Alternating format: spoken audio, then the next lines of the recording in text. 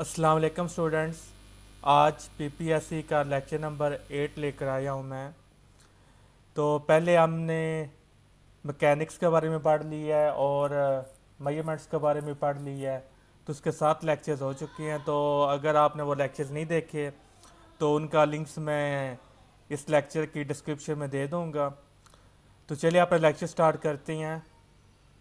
पहला पॉइंट है momentum is the property of particles, कि जो मोमेंटम है वो पार्टिकल्स की प्रॉपर्टी है। यानी जो भी पार्टिकल है मोमेंटम उसकी प्रॉपर्टी है, उसमें मोमेंटम लाजमी होगा तभी वो पार्टिकल एग्जिस्ट कर रहा है। अदरवाइज अगर उसका मोमेंटम ही नहीं है तो वो फिर पार्टिकल एग्जिस्ट कैसे कर सकता है। सेकंड पॉइंट है at angle of 180 degrees Compton effect is maximum. जो कॉम्पटन इफेक्ट है वो क्या होगा, मैक्सिमम होगा।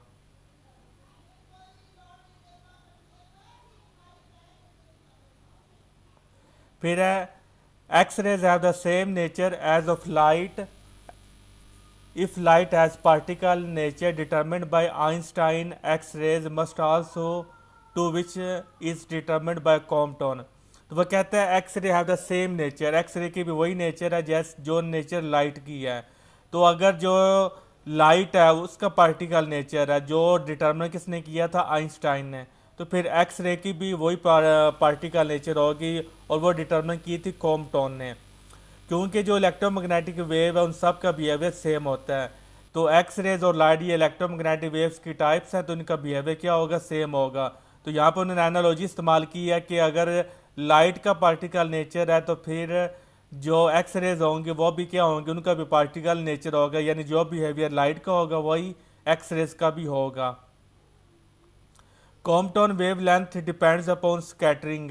जो कॉम्पटन वेवलेंथ है वो एंगल पे डिपेंड करती है और किसी चीज़ पे डिपेंड नहीं करती। अगर आपने आपने एंगल पर एक्स रे फेंका है उस पर डिपेंड करेगा। The energy of photon is 1.71 into 10⁴ electron volt. तो ये एनर्जी ऑफ फोटोन है, एक्स रे जो फोटोन है ये उसकी एनर्जी है 1.71 इंटू 10⁴ इलेक्ट्रॉन वोल्ट। ये बहुत ज़्यादा हाई एनर्जी है। द कॉम्पटन वेव लेंथ, इसलिए जो एक्स रे हो वो हम मुख्तलिफ पर्पजेज़ के लिए यूज़ करते हैं। The Compton wave length is 0.022 angstrom. तो पेपर में अगर आपके पास ये वैल्यूज़ आती हैं तो बेहतर यही है कि वहाँ पर वैल्यूज़ निकालने के बजाय आप क्या करें, अपनी वैल्यूज़ को ज़ुबानी याद रख लें। जो कॉम्पटन वेव लेंथ है उसकी वैल्यू कितनी होती है, 0.022 एंगस्ट्रॉम। और फोटोन की एनर्जी की वैल्यू कितनी होती है, 1.71 into 10⁴ electron volt. One photon always interacts with one electron. तो एक फोटोन एक इलेक्ट्रॉन के साथ ही इंटरेक्ट करेगा, मतलब एक फोटोन एक इलेक्ट्रॉन को एस्केप करा सकता है, दो इलेक्ट्रॉन को एस्केप नहीं करवा सकता। तो इसलिए जो एमिटेड फोटोन होंगे उनकी एनर्जी क्या होगी, सेम होगी, क्योंकि एक फोटोन एक ही इलेक्ट्रॉन को निकालने के लिए यूज होता है। Compton effect has negative effect on patient dose and image quality. जो कॉम्पटन इफेक्ट है तो इसका ये नेगेटिव इफेक्ट होता है पेशेंट के लिए, क्योंकि ज़ाहिर है ये हाई एनर्जी वेव लेंथ होती है, तो इसलिए हाई एनर्जी फोटोन होता है, तो इसलिए पेशेंट पे ये नेगेटिव इम्पैक्ट भी डाल सकते हैं। Compton effect occurs at all energies but pre dominate at high energies. तो जो कॉम्पटन इफेक्ट है वो हाई एनर्जी पर अक्कर कर सकता है, लेकिन जो अगर हम उसका जो डोमिनेट बिहेवियर देखना चाहते हैं कि कहाँ पे हमें अच्छा खासा नज़र आएगा, तो वो हमें नज़र आएगा हाई एनर्जी पे। लो एनर्जी पे हमें क्या नज़र आएगा, हमें फोटोइलेक्ट्रिक इफेक्ट नज़र आएगा। हाई एनर्जी पे हमें कॉम्पटन इफेक्ट नज़र आएगा, और उसके जो हाई एनर्जी होगी उससे फिर एनिहिलेशन ऑफ मैटर है वो रिएक्शन वो होता है। The maximum change in wavelength in Compton effect is 4.86 into 10⁻12 metre which would be insignificant for visible light. तो वो कहते हैं कि अगर हम विजिबल लाइट को हम क्यों नहीं यूज़ कर सकते, तो उसका आंसर ये है the maximum change in wavelength in Compton effect is 4.86। तो जो चेंज इन वेवलेंथ जो मैक्सिमम होता है वो कितना होता है, 4.86 इंटू 10⁻12 मीटर। और वो जो लाइट की जो वेवलेंथ है वो सिर्फ और सिर्फ 10⁻7 है, तो इसलिए हम लाइट को कॉम्पटन इफेक्ट के लिए यूज़ नहीं कर सकते। लेकिन जो but not for X-ray and gamma ray light with wavelength of 10 raised पर माइनस 10 मीटर और स्मॉलर। तो जो एक्स रे के उनकी वेवलेंथ लाइट से ज़्यादा होती है और इसके ज़्यादा करीब अप्रोच कर रही है, इसलिए हम एक्स रे को कॉम्पटन इफेक्ट के लिए यूज़ कर सकते हैं, लाइट को हम यूज़ नहीं कर सकते। क्यों? सिंपल सा आंसर है, लाइट की वेवलेंथ स्मॉल होती है और जो चेंज वेवलेंथ होती है कॉम्पटन की वो मैक्सिमम है। जो एक्सपेरिमेंटल उन्होंने वैल्यूज़ फाइंड की वो ये वैल्यू है, तो इतनी वैल्यू वो हमें देनी चाहिए जो भी हम वो फोटोन यूज़ करें। लेकिन अगर लाइट से हम यूज़ करें तो ये वैल्यू हमें नहीं आती, एक्स रे को हम यूज़ करें तब ये वैल्यू आती है, तो इसलिए हम लाइट को यूज़ नहीं कर सकते।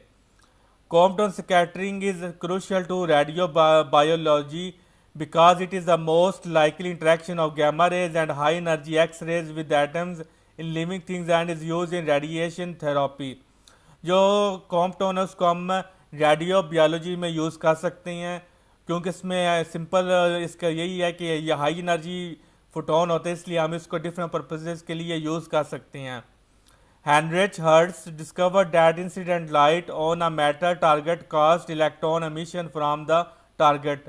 तो ये साइंटिस्ट था हेनरिच हर्ट्ज, इसने क्या डिस्कवर किया, जो इंसिडेंट लाइट है वो जब मैटर के साथ इंटरेक्ट करती है तो वो क्या करती है, इलेक्ट्रॉन को एस्केप करवाती है। फिर the effect was termed as Hertz effect and later the photoelectric effect. तो जिसको हम फोटो इलेक्ट्रिक इफेक्ट हम पढ़ते हैं, सबसे पहले उसको किसने डिस्कवर किया था, हर्ट्ज ने। लेकिन चूंकि ये उस वक्त डेवलपमेंट नहीं हुई थी, इसलिए ज़्यादा अच्छी जो एक्सप्लेनेशन ये ना दे सका। तो जो बाद में फिर आइंस्टाइन आया वो उन्होंने बहुत अच्छी एक्सप्लेनेशन दी, इसलिए फिर उन्होंने अपने इफेक्ट को नाम भी दे दिया फोटो इलेक्ट्रिक इफेक्ट। तो इसलिए फिर हर्ट्ज इफेक्ट की बजाय हम उसको क्या कौन से नाम से याद करते हैं, फोटो इलेक्ट्रिक इफेक्ट से। And the electrons refer to as photoelectrons. It was discovered that electrons could absorb incident light energy and escape the Coulomb potential that bound them to the nucleus।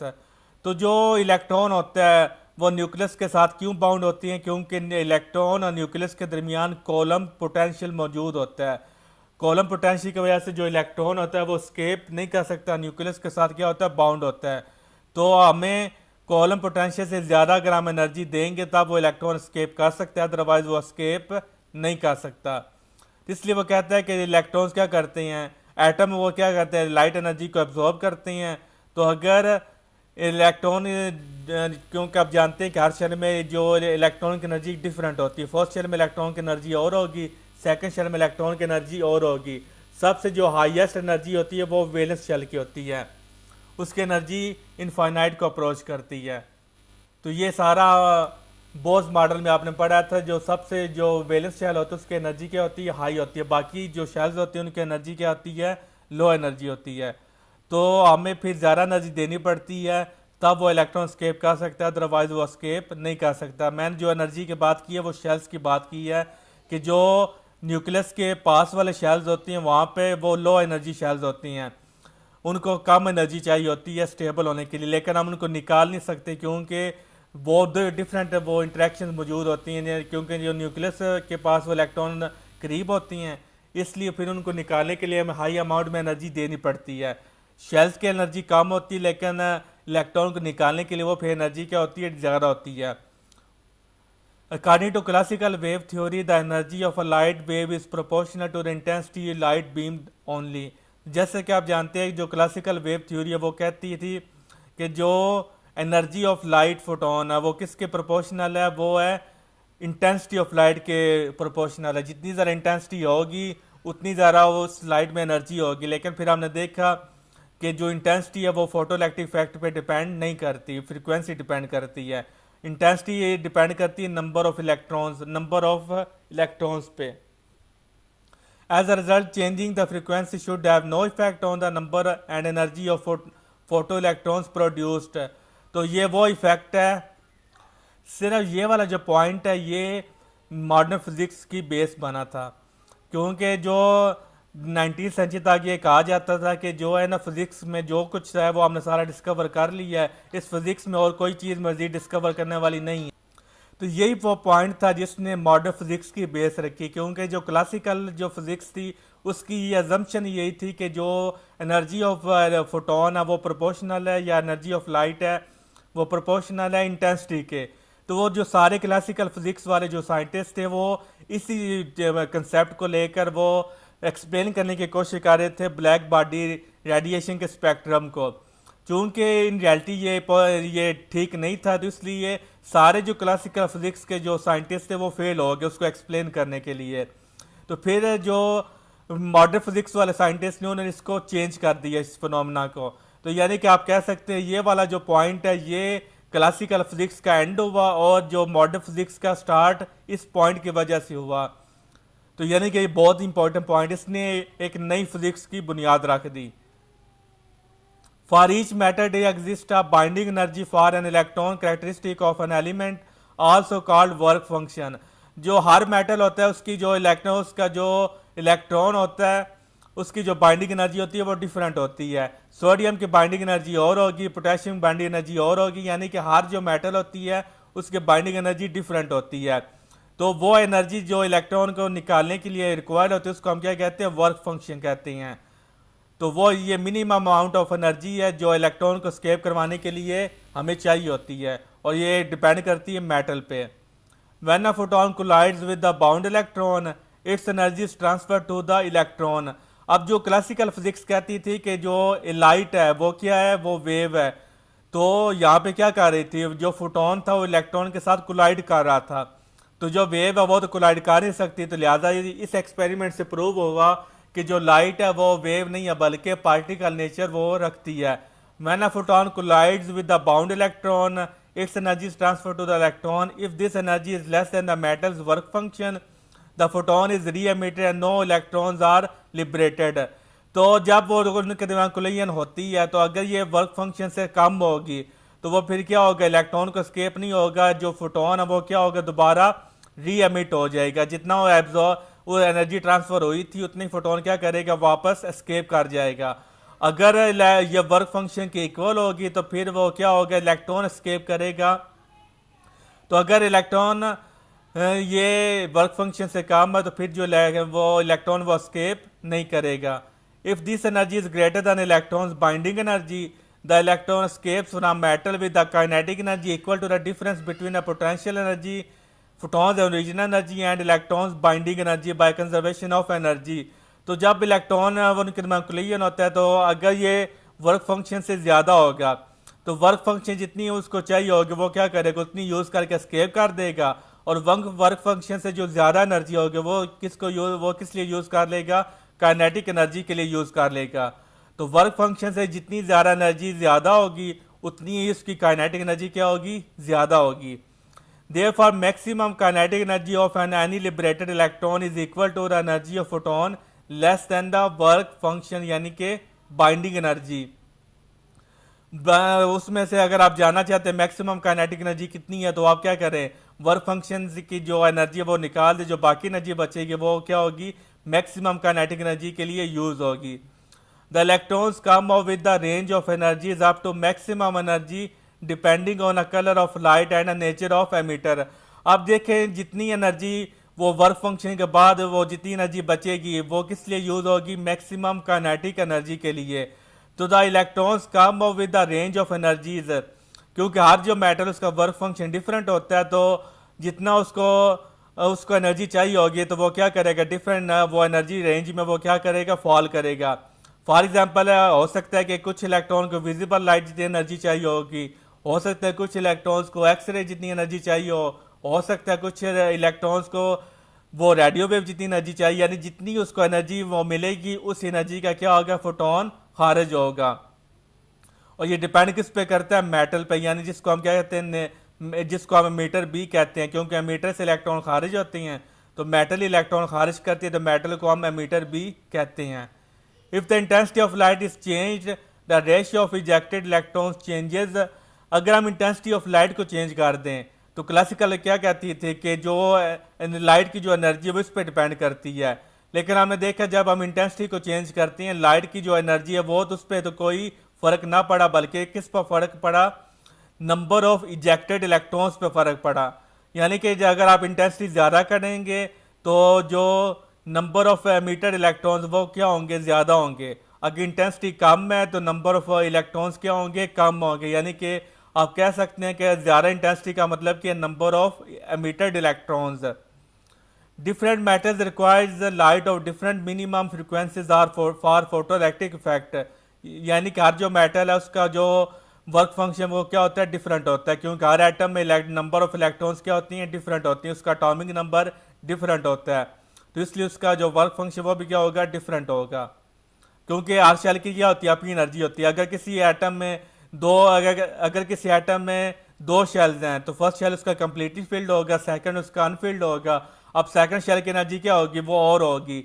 अगर किसी metals में तीन atom में तीन electrons हैं तो फिर हमने इलेक्ट्रॉन कहाँ से निकालना, थर्ड शेल से, तो उसकी शेल की एनर्जी डिफरेंट है। अगर किसी एटम में फोर शेल्स हैं तो फोर शेल की एनर्जी क्या होती है, अब हमने इलेक्ट्रॉन कहाँ से निकालना है, चौथे शेल से।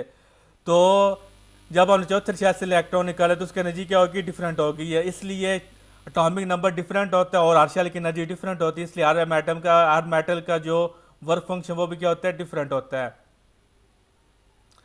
तो जो अल्कली मेटल्स होती हैं, अल्कली मेटल्स वो होती हैं जब उनको जो इलेक्ट्रॉन्स क्या होती है, देना पसंद करती हैं। The alkali metals lithium, sodium, potassium, rubidium have the lowest threshold frequencies. तो ये वो मेटल्स, क्योंकि मेटल्स क्या होती है, इलेक्ट्रॉन्स देना उनकी ख्वाहिश होती है, वो इलेक्ट्रॉन्स वो तो कहती है मेरे से इलेक्ट्रॉन्स आके ले जाओ, इसलिए उनकी जो थ्रेशोल्ड फ्रीक्वेंसी है, वर्क फंक्शन उनका सबसे लोएस्ट होगा। यानी कि मेटल्स का वर्क फंक्शन सबसे लोएस्ट होगा। The threshold frequency of these metals are in the visible range.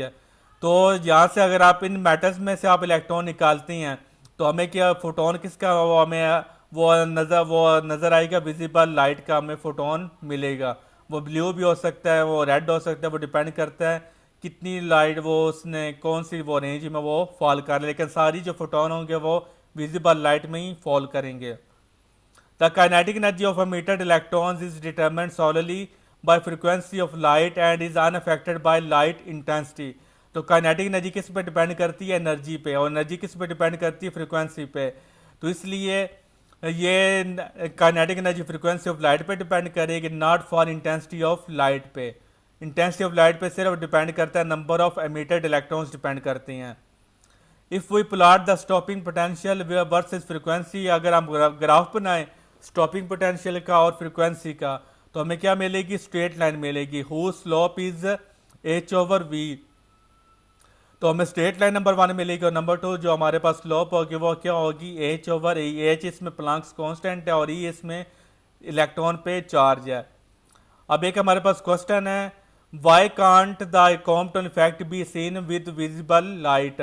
हम विजिबल लाइट से कॉम्पटन इफेक्ट को ऑब्जर्व क्यों नहीं कर सकते। तो इसका आंसर है, Compton scattering applies to free electrons. यानी कि जो वैलेंस शेल वाले इलेक्ट्रॉन्स होते हैं उनको हम फ्री इलेक्ट्रॉन्स भी कहते हैं। फ्री इलेक्ट्रॉन्स वो होती हैं जो एटम को छोड़ के जाते नहीं है, लेकिन एटम के अंदर अपनी मर्जी से वो क्या करती हैं, वो मूव कर सकती हैं, उनको हम कहते हैं फ्री इलेक्ट्रॉन्स। तो कॉम्पटन स्कैटरिंग वो अप्लाई करती है फ्री इलेक्ट्रॉन पे। The incident photons energy must be on the order of an X ray wavelength to achieve the Compton effect. अगर हम कॉम्पटन इफेक्ट को देखना चाहते हैं तो एनर्जी किसके इक्वल होनी चाहिए, एक्सरे फोटोन के इक्वल होनी चाहिए। Atomic bonding energies are on the order of 20 electron volt. जैसे कि आप जानते हैं इलेक्ट्रॉन का तभी एमिट होगा जब उसमें से हम क्या निकालेंगे, उसमें से हम उसका जो बॉन्ड उसको तोड़ेंगे तभी वो इलेक्ट्रॉन क्या होगा, एमिट होगा। तो जो एटॉमिक एनर्जी बॉन्डिंग है वो किस पे वो रेंज वो लाई कर रही है, 20 electron volt, which is easily overcome by 25 electron volt X ray. तो जो एक्सरे वो इलेक्ट्रॉन वो फोटोन उसकी एनर्जी कितनी है, 25 इलेक्ट्रॉन वोल्ट, और जो एटॉमिक बॉन्डिंग की एनर्जी कितनी है, 20 इलेक्ट्रॉन वोल्ट। तो ज़ाहिर है फिर जो जब हम फोटोन एक्सरे फोटोन फेंकेंगे तो वो बॉन्ड को ईजिली तोड़ सकेगा, और एक्स्ट्रा में 5 इलेक्ट्रॉन वोल्ट एनर्जी भी हमारी बच जाएगी, वो फिर यूज़ होगी काइनेटिक एनर्जी के लिए। The visible photon don't have the energy to knock out electron from an atom। इसलिए फिर हम एक्स विजिबल जो लाइट उसको हम यूज़ नहीं कर सकते, हमें एक्स फोटोन को यूज़ करना पड़ेगा। जैसे मैंने आपको बताया कि फोटो इलेक्ट्रिक इफेक्ट के लिए लो एनर्जी चाहिए, कॉम्पटन इफेक्ट के लिए हमें हाई एनर्जी चाहिए। लो एनर्जी से हम कॉम्पटन इफेक्ट को ऑब्जर्व नहीं कर सकते। तो ये था हमारा लेक्चर नंबर 8, इसमें हमने स्टडी किया सारा जो मॉडर्न फिजिक्स का जो कंसेप्ट थे, इलेक्ट्रिक फोटो इलेक्ट्रिक इफेक्ट और कॉम्पटन इफेक्ट। तो होप सो आपका लेक्चर अच्छा लगा होगा। तो अगर आप अपनी सजेशन मुझे कमेंट सेक्शन में भी बता सकते हैं। इसके अलावा अगर आपने नोट्स आपको चाहिए मैट्रिक्स लेकर एमएससी तक, वो भी आपको अवेलेबल होंगे। और इसके अलावा प्रेपरेशन ग्रुप्स मैंने सेपरेट बनाई हैं बॉयज़ और गर्ल्स के लिए। तो ये मेरा नंबर है, व्हाट्सएप नंबर, इस पर आप कांटेक्ट करके मेरे से नोट्स भी आप ले सकते हैं। और अगर आपने प्रेपरेशन ग्रुप्स में ज्वाइन करना है तो वो भी आप ज्वाइन कर सकते हैं। गर्ल्स एंड बॉयज़ के लिए अलग अलग ग्रुप्स हैं। पीपीएससी प्रेपरेशन भी मैं करवा रहा हूँ, जिसमें डेली बेसिस पे, वीकली बेसिस पे टेस्ट होते हैं। तो मेरे चैनल को सब्सक्राइब करें और बेल आइकन पे प्रेस करें ताकि आपको मेरी आने वाली सभी वीडियोस का नोटिफिकेशन फ़ौरन मिल जाए। और वीडियो को लाइक करें, शेयर करें। और तब तक नेक्स्ट लेक्चर के लिए अपना ख्याल रखिए। अल्लाह हाफिज़।